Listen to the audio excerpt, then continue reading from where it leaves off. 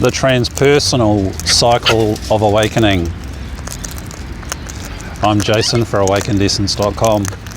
As you stabilize your practice and the habit deepens more and more at the unconscious level, and you grow the capacity to ground your presence in your body, i.e. step 1 of presence practice, while you're also aware of step 2, your inner body. Step 3 is your presence, your higher self. Definitions start getting quite fuzzy from here on, but presence. The allowing space that allows everything to be, everything being defined as everything in your body, everything inside your inner body, your emotions, your thoughts, your feelings, your lower esoteric structures, your mental body, emotional body, etheric body, your DNA. Hello patience, you're getting squashed out, buddy. Step 4 of correct presence practice, and I do always say those 3 words because it has a specific meaning. That is, you've checked the steps and therefore you know it's correct because you've used your volitional attention. Sorry guys, I'm going to disrupt you. What do you want? What are you doing about it? Right, ingredient 1. Ingredient 2. The structures of your, as a human, your spiritual structures, the structures of the awakening phases, which I'm talking about now. So your presence is step 3, your you-ness. Step 4 is the bigger you, the no two, the non-dual space of there is not two. So your personality, your body, your inner body, all those previous 3 layers, 3 steps of the correct presence practice are then embraced by the bigger nobody, the bigger impersonal or impersonal, the no personal space that is divine consciousness. And I've got a cockatoo trying to eat my phone. So that no personal everything, the void, the nothingness, the everythingness, the unspeakable something or other that you can't put words to, which is what I'm trying to do here. Yeah, God, G-O-D, my heart brain, which is the portal to all of that stuff while you're here in your body, your heart brain, your heart space, your heart chakra, your divine heart spark, is the gateway to holding the everything, the divine nothing, the yum yum. Step 4, while you are a human being, while you allow your ego to be as it is. Hence pillar 2 in the framework includes all of you, even if you're feeling crap, even if your head's doing a number on you, even if your head's chatty, you can still hold the divine nothing with practice, because your neurology, your psychology gets used to it. This is why it's a practice. This is why it's a doing, because the doing is what are you doing? Where are you placing your attention? Volitional attention. Check out that page. There's a different video there from the ingredient number 3 video.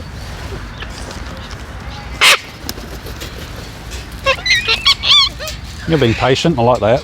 You're going to come down? Come out. So phase 3, just as a little recap, phase 3 is abidance of presence. That's where unconsciously, pillar 5, your neurology, your mind, your person naturally resides unconsciously in a state of presence, or close there too, because you still have to consciously practice. If you want to deepen, if you just want to reach phase 3 abidance, not practice and get lazy, then there'll be consequences. 1, bad habits will come back. 2, your personality won't filter through and undo all of the other bad habits that are stored in your unconscious mind, in your emotional body, in your cells, and in your DNA. regardless of what you think and believe, because beliefs are mental body, and beliefs are very easy to change unless they're stored in your body, your cellular memory, through trauma or DNA stuff. And your heart brain too stores a lot of stuff, because that one forms in the womb before you have a physical brain, cranial brain. Excuse the noise, too many parrots, but that's just the dynamics of a flock. So when you enter phase 3, abiding presence, not abiding divine everythingness. It'll feel like that, and you may be accessing it, but it won't be stable. It grows. So you can hold it when really nasty stuff's going on in your life, unpleasant stuff, relationship stuff, chronic health issues stuff, pandemic stuff, or global situation stuff that impacts your human life. It will stabilize. You will be able to hold the divinity, which is bigger than your presence, in more and more situations. That's because you're still doing the practice and you're filtering. Okay, we don't want fights. Watch this. This is a wild parrot, and he was more grumpy with this guy biting him than he was me grabbing him.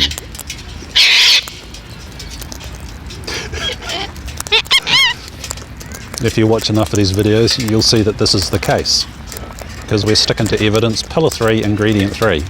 So once you hit that place of abidance, and it always just seems to be here, if you keep your practice up, it will settle and you will enter phase 4, matured abidance, where it becomes a lot more solid, the habits are a lot more ingrained, your practice is instantaneous and awesome.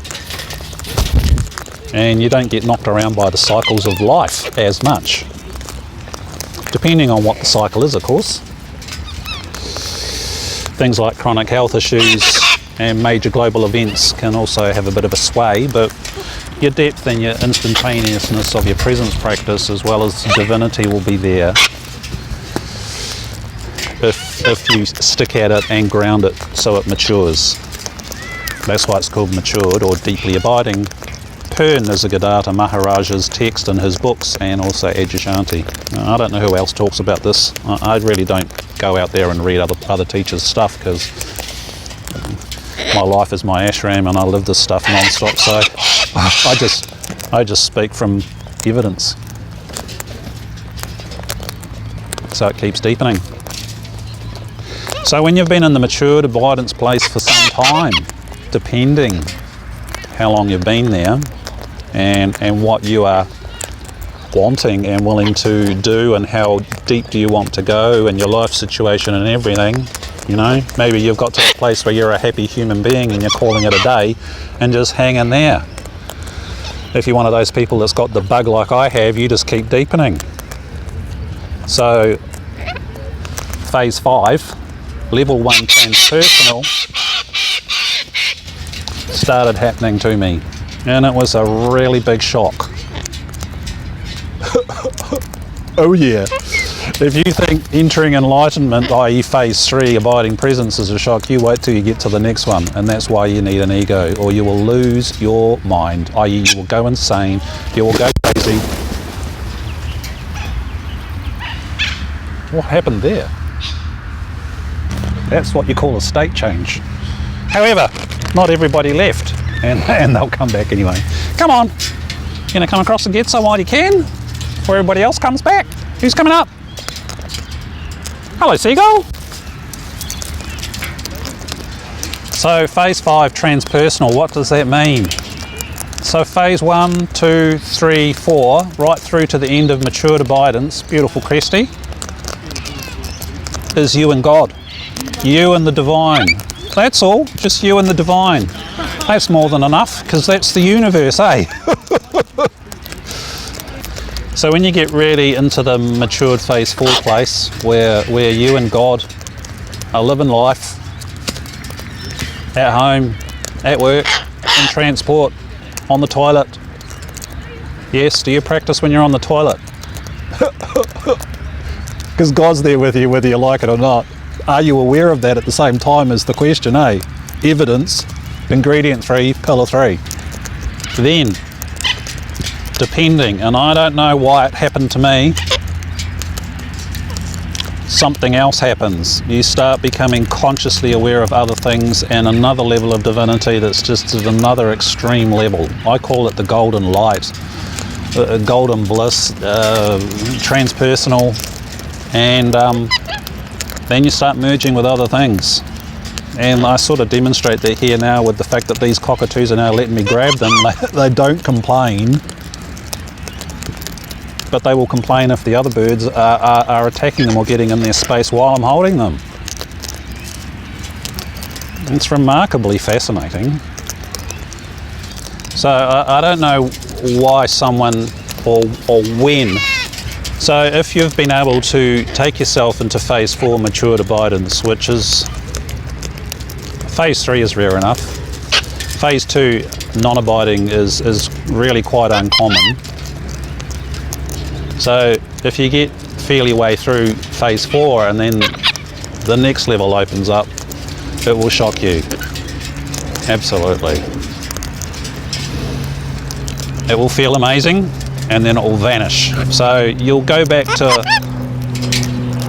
the first layer of the new cycle, which is a repeat of what you've just been through. You'll be in transpersonal, got it, lost it.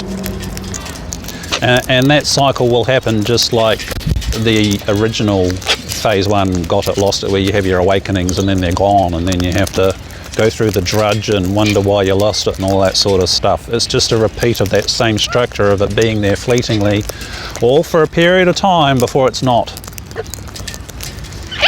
Yeah.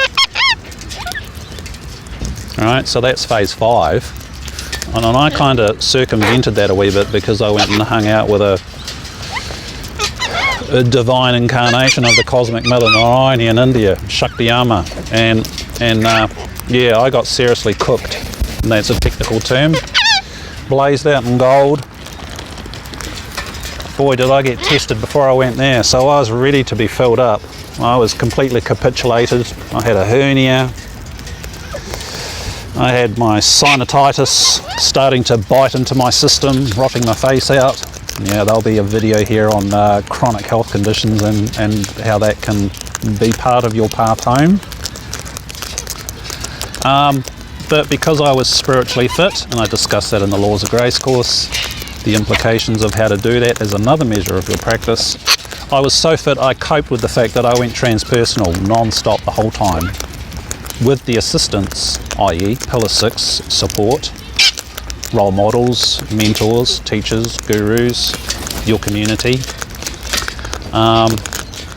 Yeah, I hung out in the transpersonal. Oh wow, amazing.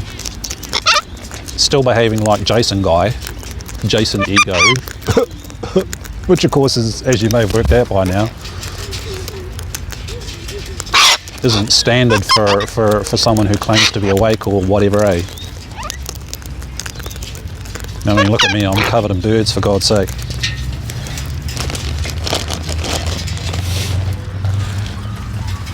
So that kind of helped me establish into phase 6 of transpersonal, non-abiding transpersonal. So I was already fully merged with Shaktiyama plus some of the various Hindu deities and the ascended masters and archangels of beings of higher vibration while I was there in India. But when I came home, Lakshmi came with me. Wow. So she literally blazed me out and I was literally inside her for 9 months. And I was taught all about the laws of grace.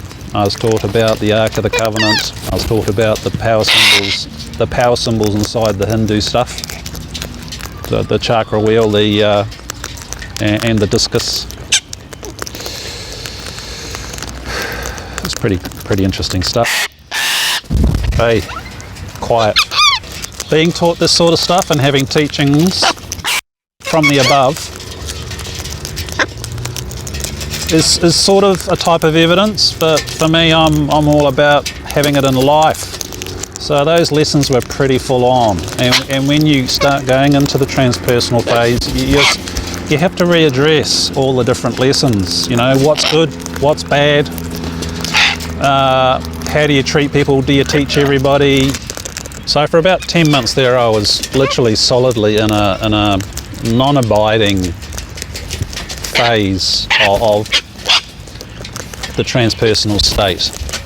I was being taught relentlessly, tested relentlessly, and they'd teach me things, then I'd kind of get tested, then they'd teach me a variation of the laws of grace, the Ark of the Covenant and all that sort of stuff,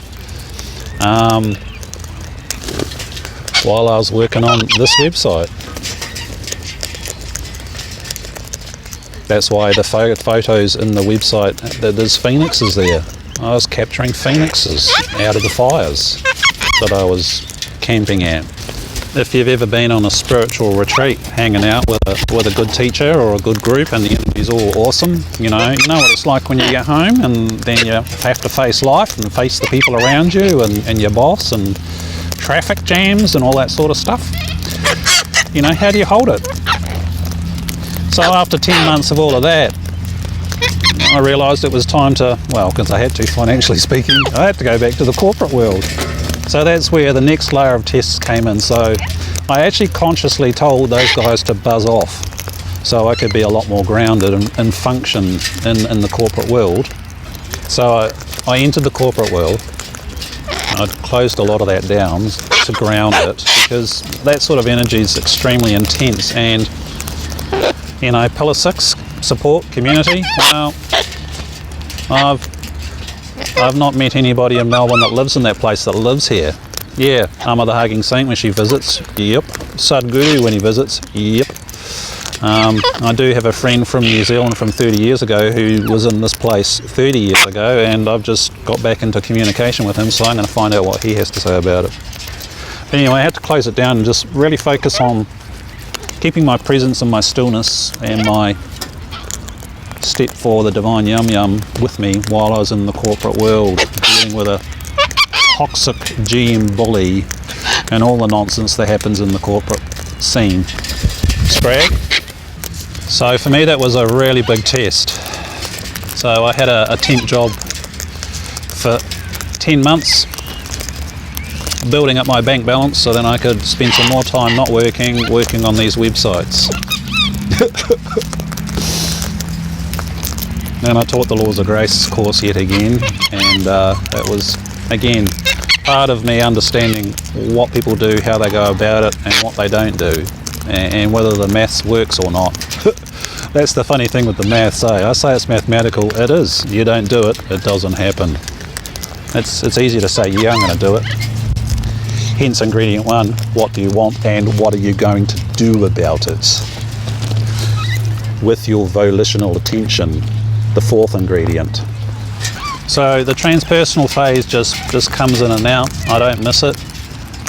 When you're in the transpersonal phase and you are connected to other things, kind of like what I do with these birds, but when you're doing it with other conscious entities or unconscious entities like humans that are not conscious, unless they are conscious of it. So the testing phase was pretty demanding. Going transpersonal in a skyscraper in the middle of a CBD, when you're surrounded by all that conscious stuff, or sorry, unconscious stuff, and the birds vanish. Fantastic. Yeah, so holding the transpersonal in a corporate skyscraper when your boss is a toxic bully and you're doing jobs that involve dealing with a lot of really unhappy customers because of the business I was in, telecommunications if you catch my drift, you know, it's a real evidential test of your capacity to hold your presence, to hold the divinity, stay functional while you deal with IT systems, your workmates and grumpy customers. Yeah, real test. And that's why I say what I say about it's about living this in life, so you can, you know, validate that your practice is real and that you're actively in that place through the day. And what I've also learned through all of this is when it comes to the phases of awakening, it's very difficult to talk about a phase you're not even in. I can talk about non-abiding transpersonal now because I've been there since, well, the latter end of 2015 or the second half of 2015. So that's quite a few years now. It's heading towards 7 years. That's a long time. So 7 years. And because the transpersonal is so much more complex and so much more demanding, I'm not surprised I've been hanging out here. And I don't know if I'll ever get to phase 8 abiding transpersonal. Jason guy doesn't know if he actually wants it, although I keep at it. If it gets delivered to me or it happens, then it will, and it will be a learning experience. And I look forward to anybody that lives in this place. Please pick up the phone and talk to me, because it would be good to have this knowledge out here for everybody. This website is putting a lot of really amazing stuff out there for free, because we need to get this planet moving in the right direction before we kill it. There's a reason I do learnwhispering.com and animal whispering. It's to help raise the consciousness and the caring factor so people stop us from killing this planet. So again, the steps within the cycles repeat. So the next phase after non-abiding transpersonal is abidance of transpersonal, where you kind of live there. I don't know, I'm guessing. Non-abiding is good enough. Because when you're not in the transpersonal, you just go back to being deeply abiding.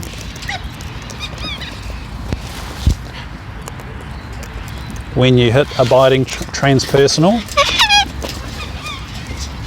do you turn it off and on? Is it always there? I don't know.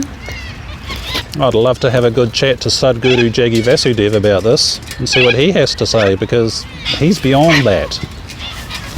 Regardless of what your judgments are about him and his teaching and whether he's true or not, everybody likes to bash people rather than actually look at the evidence. Because he has flatlined ECG and EEG machines in a lab because he went into that deeper state of samadhi. That's just an outright blatant fact. Can you do that?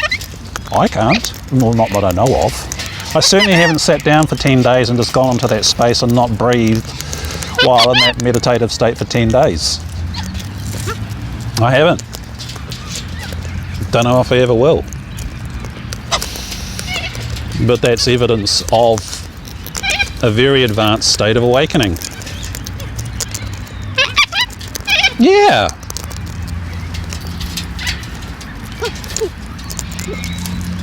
So that's the transpersonal.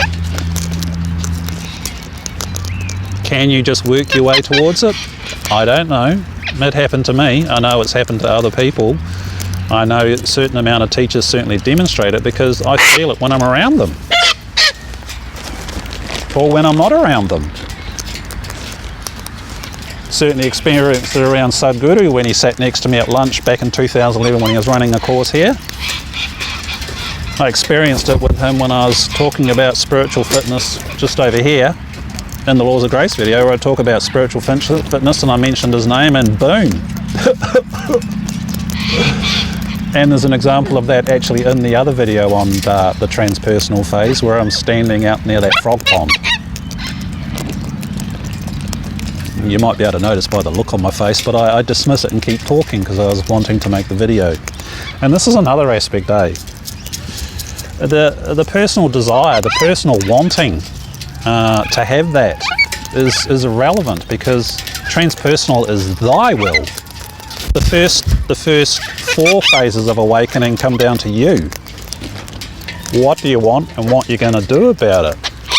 Transpersonal is kind of at a deeper level, and it's not so much about your personal wanties. It's not so much about your ego and your desire.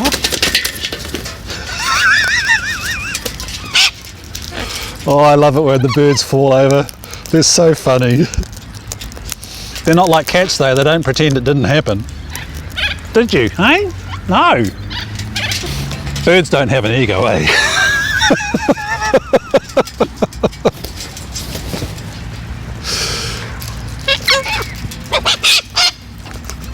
Oh, get off me phone.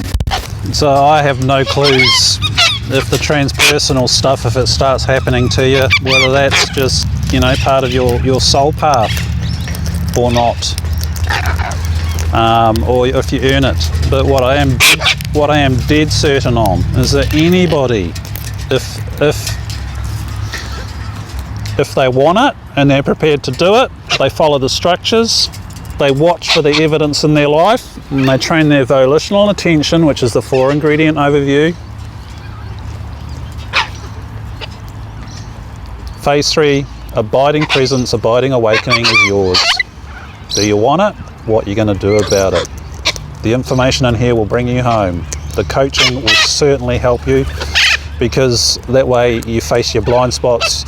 Well, you face law 0 first, self-honesty, self-responsibility, because it's really hard seeing some of this stuff. Yeah, you don't need to bite me. And blind spots, which are, you know, like your soul lessons, your life lessons of stuff that gets in the way. I mean, it's just hardwired. It's hardwired.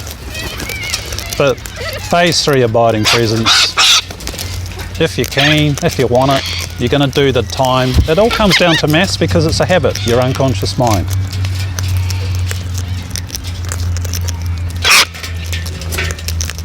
And those that don't make it simply just do not follow the structure, i.e. correct presence practice. They go to their head and then they're stuck in their head with it. It's pretty obvious when you live in the transpersonal space, eh? And you can sense someone's bandwidth. So there's a page and a video on bandwidth. That's your spiritual pipe. And the bigger your spiritual pipe, the bigger your presence pipe to hold the divine has outcomes, i.e. working in a corporate toxic bully loaded environment, and you remain fully present. You can connect into the divine when you need to while you're in that corporate office. While you face yucky stuff like bullies and grumpy customers and, you know, all that drain of being in the city and all that sort of stuff, you know, you're still a human being. You're still a human being. Pillar 2 includes all of you.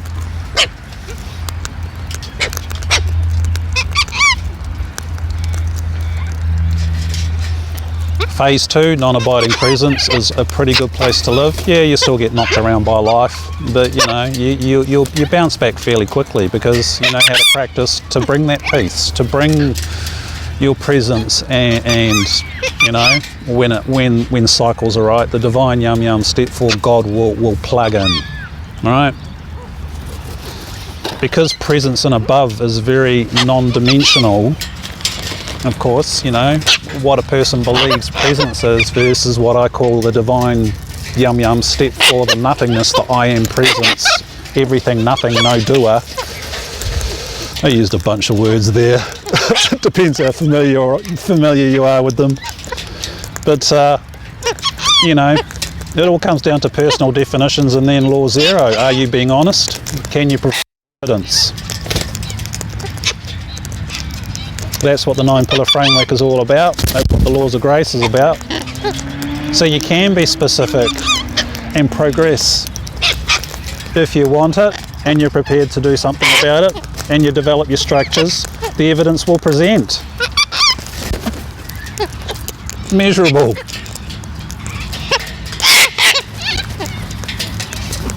What are you doing, Red? Oh, you're being a boss? Yep, Red's being a boss. Oh, I love being with these birds. They're just like humans without the filter because they don't have an ego. Eh?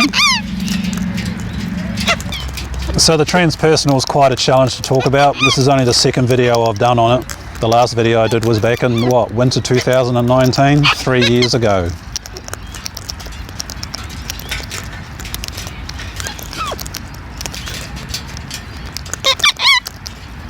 If you are in the transpersonal space and you're seeing this video, yeah, send me a message please. No, It'll be an ongoing research topic in the Mastery Club, as will a number of things, to build up, a base within this Laws of Grace 9-pillar framework that's based in substance rather than ideas or, super advanced souls that just turn up on this planet that can do all this stuff. It needs to be practical, eh?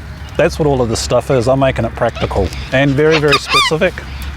Where the most vague statements are the divine yum-yum, the nothingness, and allowing everything to be as it is. Everything else, I can write it down in my diary.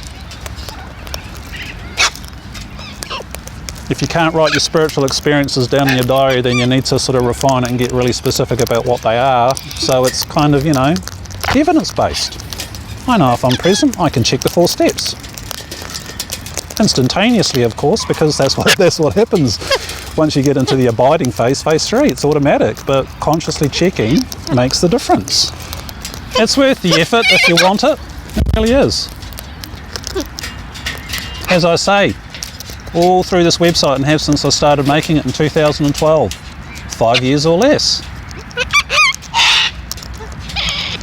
And what's here on this website with coaching, Mastery Club, there's all the stuff here to support you doing that.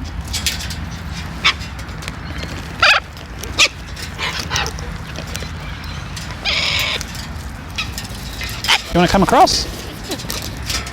You going to come across? Red, come on Red, stop being a fighter and come across. See? That's the difference between saying you want it versus doing what it takes. Come on. Animals are no different to us because we are an animal, we have DNA, eh?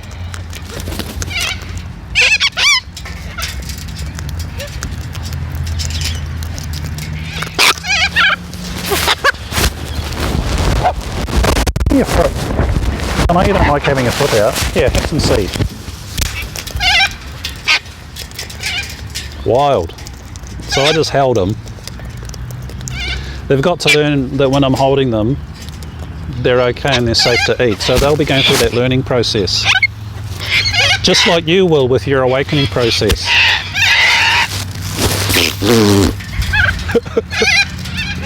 So it's an unusual experience for them, eh? Just as awakening is for you when you have those first insights, it's just like, oh! You see, their structure is very similar to ours. They just don't have the extra consciousness to process. These guys live in unity. So when I merge with them and do what I just did by holding him, I was seriously violating his fight, flight, survival instincts, and he didn't complain. Did you, eh? Come on, fold your wing in, mate. Let's have some cuddles. Let's see if he'll eat. You gonna eat? So he sort of, he had a go at eating. They don't eat if they're in fear or fight, flight. So this is a new development. But my clarity's just increased, eh? And so it's taken things to a new level, and the evidence is now stacking up that these birds somehow now just at the same time are behaving differently towards me. Eh? What is it? Is it something to do with what do you want and what you're going to do about it? I.e. they're just putting up with me grabbing them. Which they won't do for normal people. But I've kind of developed a relationship with most of these birds. Hey, haven't I? I reckon that's patience. He's just sitting there waiting. Is that you, patience? No? It's easy enough to find out. Yep, this is patience. Hey, darling, you're a beautiful man, aren't you? Hey, well, you going to give me a kiss? He may let me grab him, but I think he's wised up to my behaviour, haven't you, buddy? Hey? Yeah, you're kissing me. Ooh. So, partial grab, but he's having to learn, as am I. But none of them have bitten me at all in the last 2 weeks while I've tried that. If you normally try and grab a cockatoo, they will bite you really, really hard. I have had people tell me they can literally just about take off a little finger. But what is the whispering state? At the basic level is presence. When you go into a more advanced Yoda whispering state like I do with these guys, it is a type of transpersonal, isn't it? Hey? Hey? Hey, buddy? Shall we try it again? And they're so smart. They're wising up to what I do, eh? Aren't you? Eh? Oh, mate. See, he saw me coming. Yeah. Come on, buddy. See, that's patience. He comes across on request, don't you, buddy?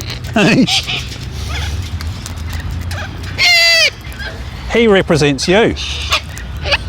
But that's your awakening instead of landing on my hand to get the seed. Am I here? Check the steps. Just because you think, oh, I'm not here, you're not here at all. That's a thought. Make it physical, make it in your inner body, experience your presence, your everythingness that allows everything to be, and then it's actual, eh? So I'm Jason at AwakenedEssence.com. See you in the next video.